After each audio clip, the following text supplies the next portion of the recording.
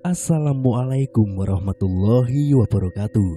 Selamat datang di channel Misteri Kehidupan, tentunya dengan Damiri di sini. Kali ini Mas Dam akan membawakan cerita yang berjudul Kisah Mengerikan Pengantin Jawa. Nggak usah berlama-lama lagi, langsung saja kita masuk ke dalam ceritanya. Sebenarnya tidak ada yang terlalu istimewa dari kampung Mojosari. Penduduknya mayoritas bertani, para pemudanya kebanyakan pengangguran yang setiap harinya hanya nongkrong di pos ronda. Kampung itu sama sekali tidak terkenal. Bayi yang lahir di sana seakan sudah ditentukan garis hidupnya. Ya, apalagi kalau bukan menjadi orang melarat. Namun ada hal yang tidak lazim di kampung Mojosari. Pernikahan di kampung itu hanya bisa dilakukan di tengah malam. Tidak ada keramaian apalagi pesta meriah. Orang-orang di kampung Mojosari malah takut kalau ada yang menikah di kampung mereka. Seperti yang terjadi malam itu, semua orang menutup pintu rumah mereka rapat-rapat karena tahu kalau akan ada orang yang menikah. Di sebuah rumah kayu yang lebih pantas disebut gubuk, digelar sebuah pernikahan sederhana. Gubuk itu bukanlah rumah si mempelai wanita atau pria, tapi memang pernikahan di kampung itu hanya boleh dilakukan di dalam gubuk tersebut. Hanya ada satu kamar di sana yang tidak boleh dibuka oleh siapapun kecuali Ki Suratman, tetua di kampung itu. Setiap ada yang menikah, maka di dalam gubuk itu akan terdengar suara jeritan wanita yang pasti membuat siapapun yang mendengarnya bergidik ngeri. Anjani, seorang mempelai wanita, sudah didandani dengan sangat cantik. Ia mengenakan gaun adat Jawa berwarna hitam dengan pernak-pernik berwarna emas yang menghiasi pakaiannya. Bima, sang mempelai pria, juga tidak kalah gagah. Ia juga memakai pakaian adat Jawa. Tubuhnya tinggi besar, kulitnya sawo matang. Dia bukan orang Mojosari. Dia seorang pembisnis kopi dari kota yang awalnya hanya mencari hasil panen kopi di Jawa Timur. Hingga akhirnya Bima sampai di Mojosari dan bertemu dengan Anjani. Di dalam gubuk itu hanya ada kedua mempelai, orang tua mereka, dan seorang penghulu yang tidak lain adalah Ki Suratman. Sebelum akad dilangsungkan, Ki Suratman juga yang berpakaian adat Jawa berjalan ke arah kamar. Dia membawa semangkuk air garam di tangan kanannya. Bibirnya bergetar mengucapkan mantra yang hanya bisa didengar oleh dirinya sendiri. Ia letakkan mangkuk itu di depan pintu yang terlihat sudah sangat usang. Tangan kanannya merogoh sebuah kunci. Pintu itu dikunci menggunakan rantai. Ki Suratman membukanya. Dia masuk seorang diri ke dalam kamar itu. Di dalam sana tampak gelap sekali. Bau busuk menguar menusuk hidung Ki Suratman.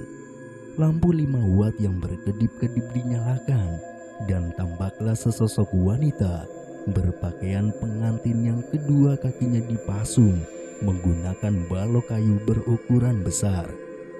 Kedua pergelangan kakinya lecet dan berdarah. Rambutnya kusam dan sangat panjang, seperti sudah bertahun-tahun tidak dipotong.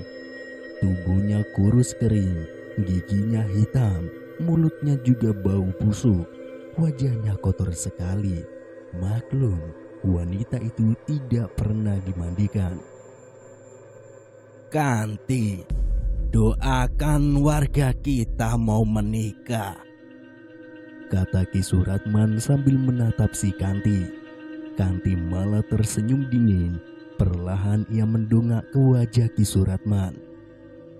Salah siji saka wonge mesti mati. Ojo ngomong kaya ngono.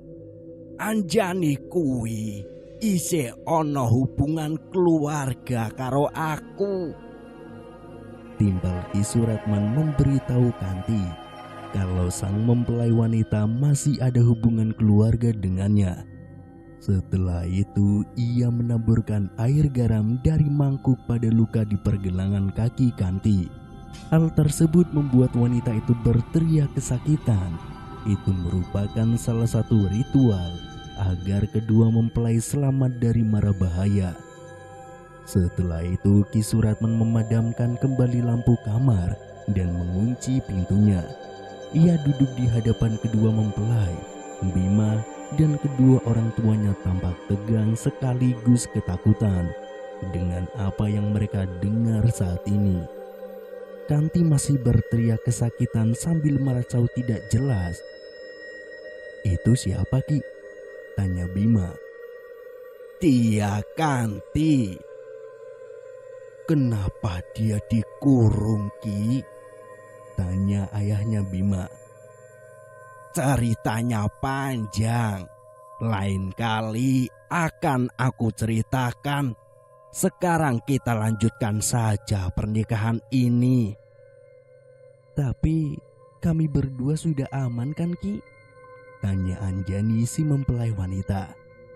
"Tentu saja. Aku sudah melakukan semua ritualnya." "Kenapa kita harus menggelar pernikahan tengah malam seperti ini, Ki?" tanya ibunya Bima. "Di Mojosari memang harus kayak gini. Kalau pernikahannya siang, salah satu dari mempelai bisa celaka." Ki Suratman menjawabnya sambil senyum ramah. Kedua orang tua Bima mulai tidak tenang. Dia takut kalau terjadi sesuatu pada anaknya. Kalau tahu begini, mungkin saja mereka tidak akan mengizinkan Bima untuk menikah dengan orang Mojosari. Sesaat setelah Bima mengucapkan akad nikah, pintu kamar Kanti bergetar hebat. Dari dalam kamar itu terdengar suara Kanti tertawa terbahak-bahak. "Dekne bakal dadi koncoku." teriak Kanti. Siapa yang akan menjadi temannya? Apakah itu sebuah ancaman bagi kedua mempelai? Semua orang yang ada di dalam gubuk itu ketakutan kecuali Ki Suratman. Ia bangkit lalu mendekat ke arah kamar Kanti. Pintu itu berhenti bergetar. Suara Kanti juga tidak terdengar lagi. Ki Suratman kembali duduk di hadapan kedua mempelai. Ia berkata kepada mereka, lalu semuanya masih aman terkendali. Tapi mereka tetap saja ketakutan dan sangat cemas. "Tolong ceritakan yang sebenarnya, Ki. Apa yang terjadi di kampung Mojosari ini?" tanya Bima. Bima menatap wajah Ki Suratman. Pertanyaan itu cukup mewakili rasa penasaran kedua orang tua Bima. Sebelum Ki Suratman bercerita, ia menoleh ke arah Anjani dan kedua orang tuanya yang sudah sepuh. Anjani malah tertunduk lesu. "Ceritakan saja, Ki," kata Bapak Anjani. Ibu Anjani juga mengangguk kepada Ki Suratman. Ki Suratman menarik nafas dalam-dalam lalu mengembuskannya perlahan. Ia mulai bercerita. "Dulu di desa Mojosari ini ada seorang dukun yang sangat disegani. Dia bisa menyembuhkan berbagai penyakit, membuat penglaris usaha, bahkan bisa mendatangkan jodoh seseorang." "Lalu, Ki?" "Sayangnya dukun itu malah melakukan ritual terlarang yang menyebabkan kampung kami dikutuk." "Ritual apa, Ki?" "Muji setan." "Itu ritual untuk apa ya, Ki?" "Untuk awet muda. Dukun itu percaya dengan janji-janji setan. dan ingin hidup abadi. Akibatnya kampung kami menjadi terkutuk. Setiap ada orang kampung Mojosari yang menikah, beberapa hari kemudian salah satu dari mempelai pasti akan mati. Kami sudah coba untuk melangsungkan pernikahan di luar Mojosari, tapi tetap saja sama. Salah satu dari mempelai pasti mati, entah itu sakit atau karena kecelakaan. Jelas Ki Suratman. Kita batalkan saja pernikahan ini, Ki. Bima, ayo kita pulang. Mendengar cerita Ki Suratman, ayah Bima langsung menarik lengan anaknya. Iya nak, ceraikan istrimu malam ini juga, tambah Ibu Bima. Anjani tertunduk sambil menangis sesenggukan di pelukan kedua orang tuanya. Yang dia takutkan ternyata terjadi. Dari awal Anjani sengaja tidak memberitahu Bima soal rahasia kampung Mojosari. Ia takut Bima tidak mau menikahinya. Enggak Bu, aku udah terlanjur sayang sama Anjani, tutur Bima. Ia menatap ibunya dalam-dalam. Bima, cari perempuan lain saja. Kampung ini kampung setan.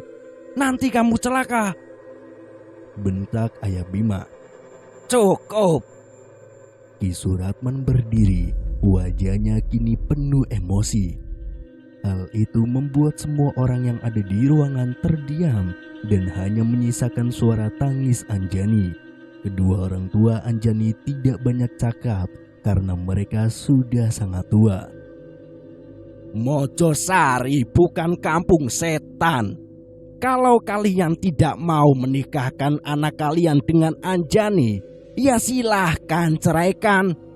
Tapi ingat, Bima sudah pernah melakukan akad dengan orang Mojosari. Dan aku akan lepas tangan kalau nanti ada hal buruk yang menimpa anak kalian. Bajingan! Ayah Bima merenggut baju Ki Suratman. Buru-buru Bima menahan ayahnya itu. Dengarkan Bima, ayah. Apapun yang terjadi, Bima tidak akan menceraikan Anjani. Lagi pula ayah sama ibu tenang saja.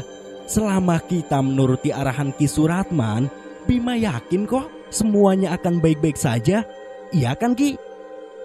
Bima menoleh ke arah Ki Suratman. Dengan tenang Ki Suratman menganggukkan kepalanya. Ceritaku belum selesai.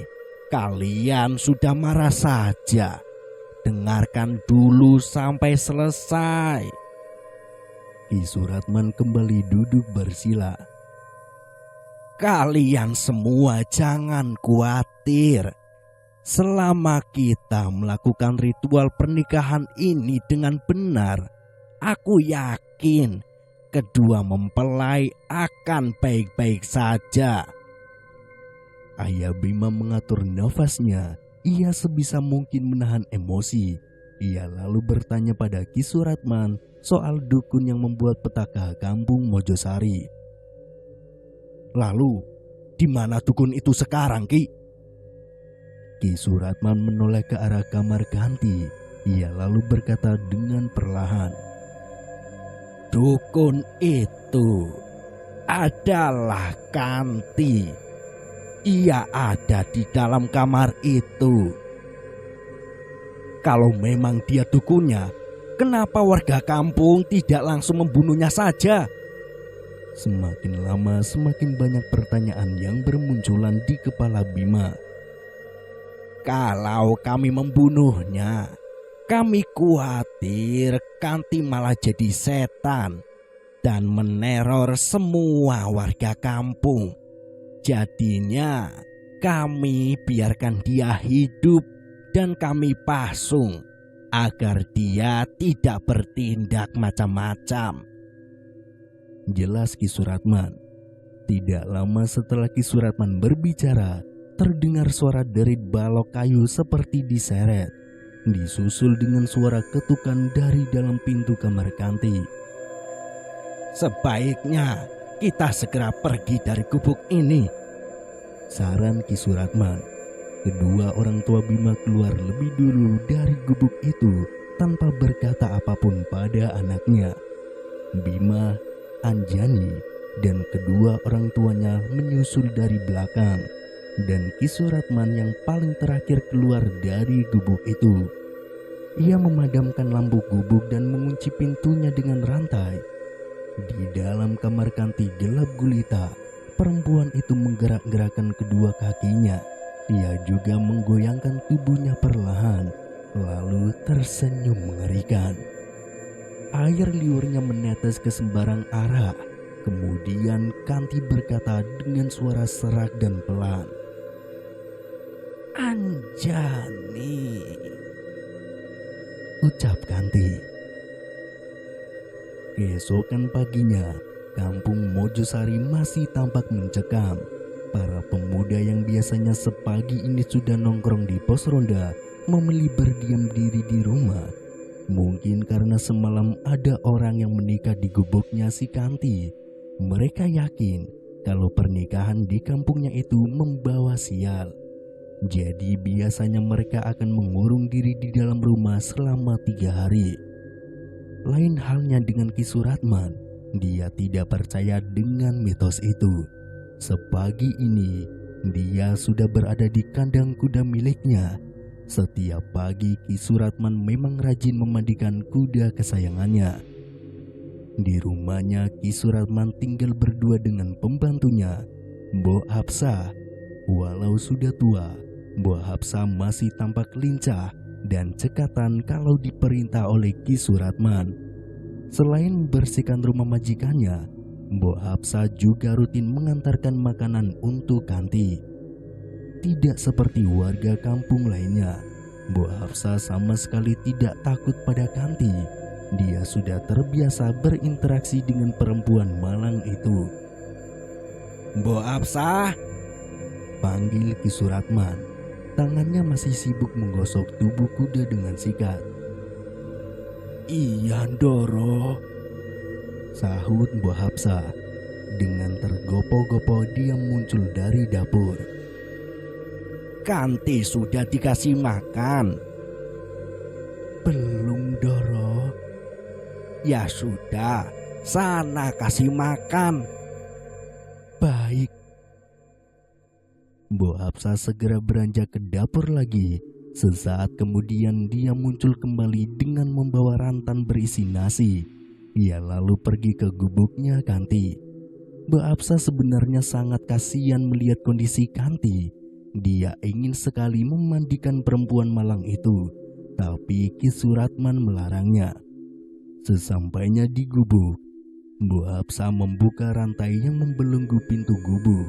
Ia pun masuk ke dalam. Dilanjutkan dengan membuka rantai pada pintu kamar Kanti. Pintu itu perlahan dibuka, menimbulkan suara derit yang nyaring. Seketika saja rantan yang dibawa Mbok Hapsah pun jatuh. Nasi dan tempe tumpah acak-acakan. Tanpa pikir panjang lagi, dia langsung lari sekuat tenaga untuk memberitahu Ki Suratman. Tidak sampai 10 menit, Mbok Hapsah sudah sampai di halaman kandang kuda Ki Suratman. Dia tidak langsung berbicara, nafasnya tersengal.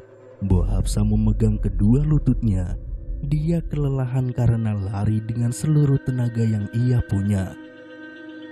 "Ndoro, Kanti Ndoro, kamu itu kenapa, Mbok? Ada apa sama si Kanti?" "Kanti hilang, Ndoro." "Hah? Hilang? Yang benar kamu, Mbok?" "Sumpah, iya, Ndoro. Saya nggak lihat Kanti di kamarnya. Bahkan balok pasungnya juga hilang." "Bangsat," umpat Ki Suratman. Dia masuk ke dalam rumahnya untuk mengambil sebuah keris. Pastilah itu keris sakti. Dulu keris itu pernah ia gunakan saat menangkap Kanti. Ki Suratman pergi ke gubuk Kanti dan benar saja apa yang dikatakan Bo Absa. Si Kanti menghilang, bahkan balok pasungnya juga hilang. Ini aneh. Tidak butuh waktu lama, kabar tentang hilangnya Kanti langsung menyebar ke seluruh warga kampung Mojosari. Kabar itu membuat mereka panik dan ketakutan. Jadi selama Kanti dikabarkan hilang, kampung itu seketika sepi. Hanya orang-orang pilihan Ki Suratman saja yang berkeliaran setiap malam untuk mencari keberadaan Kanti. Tidak terkecuali dengan Bima dan Anjani. Sudah beberapa hari ini mereka berdiam diri di rumah. Bima sudah punya rencana akan membawa Anjani ke kota. Dia yakin kehidupan mereka di sana akan lebih nyaman ketimbang di Mojosari. Malam itu Anjani sedang merias diri di depan cermin sambil menyisir rambutnya yang panjang. Bima masuk ke dalam kamar dan langsung menyentuh kedua pundak istrinya itu. Dari pantulan cermin, Bima memperhatikan paras istrinya yang cantik. Anjani pun tersenyum. Bima memeluk istrinya, lalu membaringkannya di atas kasur. Namun baru saja Bima hendak merangkul istrinya, tiba-tiba Anjani berteriak. Ia melihat bayangan Kanti terpantul di cermin. "Kenapa sayang?" Tadi ada Kanti di cermin, Mas. Nafas Anjani terengah-engah, raut wajahnya sangat ketakutan. "Mana? Gak ada kok," kata Bima. Bayangan itu menghilang, padahal jelas-jelas Anjani baru saja melihat Kanti berpakaian pengantin sedang berdiri di cermin. Anjani juga melihat kalau kedua kaki Kanti masih dipasung. Sesaat setelah Anjani melihat bayangan Kanti, tiba-tiba ia meringis kesakitan. Tangannya mencoba menggapai-gapai punggungnya yang terasa ada sesuatu. "Sayang, ada apa?" "Punggung aku sakit, Mas," jawab Anjani sambil meringis. Bima memeriksa punggung istrinya. Ia menemukan benjolan kecil sebesar biji kelereng di punggung istrinya. "Ada benjolan, Dek. Besok kita periksa ke dokter ya." Bima menutup kembali baju istrinya. Semalaman suntuk Anjani tidak bisa tidur. Benjolan di punggungnya seakan bergerak-gerak, bikin ngilu dan perih. Beberapa kali ia membangunkan suaminya karena rasa sakit itu semakin parah. Keesokan paginya wajah Anjani pucat, tubuhnya juga sangat lemas. Tanpa pikir panjang lagi, Bima meminta izin kepada orang tua Anjani untuk membawanya ke kota. Benjolan di punggung Anjani harus diperiksa oleh dokter spesialis. Jam 9 pagi, Bima dan Anjani sudah berkemas. Mereka berangkat menggunakan mobil. Sambil menyetir, sesekali Bima memperhatikan istrinya yang semakin pucat itu. Dia khawatir kalau nanti benjolan itu tidak bisa disembuhkan secara medis. Sesaat sebelum mobil mereka keluar dari kampung Mojosari, tiba-tiba Bima melihat Kanti berdiri di antara pohon bambu di pinggir jalan. Bima menelan ludah. Dia mencoba untuk tetap tenang dan tetap fokus menyetir mobilnya. Bersambung.